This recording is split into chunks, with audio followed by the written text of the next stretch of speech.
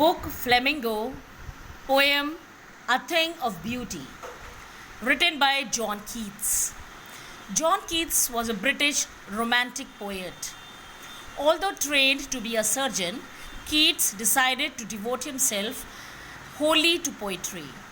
Keats's secret, his power to sway and delight the readers, that is, to make the readers happy, lies primarily in his gift for perceiving the world and living his moods and aspirations in terms of language. The following is an excerpt taken from his poem Endymion, which is called a poetic romance. This poem is based on a Greek legend in which Endymion, that is a beautiful young shepherd and poet who lived on Mount Letmos, had a vision. They had a dream of Cynthia, that is the moon goddess. This enchanted youth, this attracted youth resolved, he was determined to seek her out, to search this moon goddess, and so wandered away through the forest and down under the sea. In this poem, beautiful poem, the poet tries to explain how a beautiful thing is a joy forever. Joy forever means it makes you happy whenever you think of that beautiful thing. He says that the loveliness of a beautiful thing never fades. We find it in it new beauties as we watch it day after day. It never passes into nothingness. Rather, it gives us joy. A beautiful thing is a kind of quiet bower that sends us to a sleep full of sweet dreams. It gives us health of the body and peace of the mind. The poet believes that man's life on this earth is a story of grief and sorrow. There is sadness, there is gloom in every heart. And now we lack those noble hearts. And none could bear to live on such an earth. The poet says that it is beauty alone that takes away the sadness from the human heart. It is a kind of flowery band that binds us to the earth. Then poet gives us some name of some beautiful things. He says that we have sun, the moon, we have big and small trees that give us cool shade, we have beautiful flowers, and he names the daffodils. Then he says we have clear streams, rivers, then we have musk roses that always blossoms in the forests. And then there is also beauty of thoughts we have for the dead people, our ancestors who have died. And then there are lovely stories, lovely tales of olden days that we have heard or we have read. The poet calls all these beautiful things an endless fountain. वो कहता है वो एक fountain है, endless fountain की तरह से है, of immortal drink, and that is created by heaven and that is poured down upon us. In other words, God himself has created these beautiful things for us so that we can derive pleasure when we are staying on this earth. Now, the beautiful poem, in fact, the thing of beauty is a beautiful, marvelous poem. And now we are going to see the explanation. A thing of beauty is a joy forever. Its loveliness increases.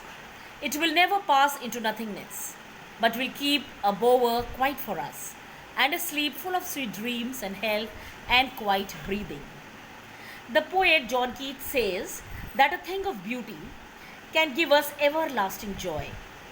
Its loveliness increases, means its loveliness never fades from our imagination. Rather, it increases our imagination. It adds new color to it. It never passes into nothingness.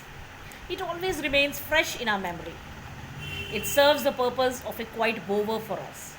Bower is a shady place under trees. जैसे कि एक shady place होती है under the trees that gives us peace. So the thing of beauty, it serves the purpose of a bower. We can move into this bower whenever we like.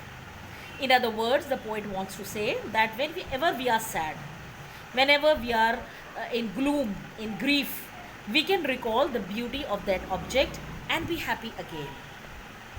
Its memory will lead us to a gentle sleep full of sweet dreams. It will keep us healthy and give us all peace. Now, my dear girls, just see A thing of beauty is a joy forever. Okay, its loveliness increases. Now see, if we come to the rhyme scheme of the poem, see, it is called a heroic couplet. Now see, the last letter, the last sound is r, forever, and it is rhyming with never, so it is AA. Keep and sleep, both are rhyming, it is BB, and the last word is last line, the word is breathing. So the rhyme scheme of the poem is AA, BB, and C. Secondly, this bower, it's a metaphor. Okay, a beautiful thing, a thing of beauty, it is compared to the bower. Bower, as I told you, is a shady place under the trees. Therefore, on every morrow are we wreathing a flowery band to bind us to the earth, spite of despondence of the inhuman dearth, of noble natures, of the gloomy days, of all the unhealthy and over-darkened ways, made for our searching. Yes, in spite of all, some shape of beauty moves away the pall from our dark spirits. In this stanza, the poet says that it is the beauty alone that keeps us going on this earth. Beauty is a kind of flowery band that binds us to the earth. It is the beauty only that keeps us moving from one day to the next day. Okay. Spite of despondence, there is so much despondence, there is so much grief, there is so much lack of hope in this world. Okay, of the inhuman dearth. But for the beauty, it would be impossible to live here. There is despondence, there is gloom, there is depression, dejection all around. And there are very few people who have really noble hearts. Man's life is very, very gloomy. Okay, despite of despondence, despite the depressions of the inhuman dearth, there is a gloom there. There is, in every heart, there is a gloom. There is sadness and inhuman dearth of noble natures. Means there is lack of noble qualities in the human beings these days. There are very few people who have a noble heart. Man's life is all gloomy, all very, very sad. There are many mysterious happenings of all the unhealthy and over-darkened ways made for our searching. There are many mysterious happenings that man fails to understand in spite of all his attempts.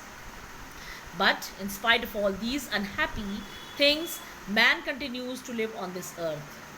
Okay, of all the unhealthy and over-darkened ways, despite all these unhealthy ways, despite all the bad qualities, the vices in the heart of man, all over-darkened ways. Over-darkened means mysterious things or happenings of this on this earth.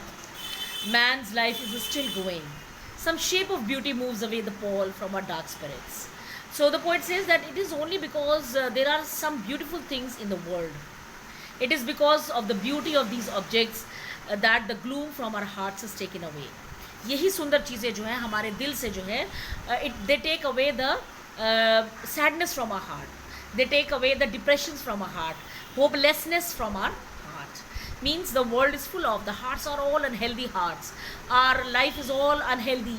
Our minds are all, our souls are all despondent. We lack human qualities. We lack good qualities.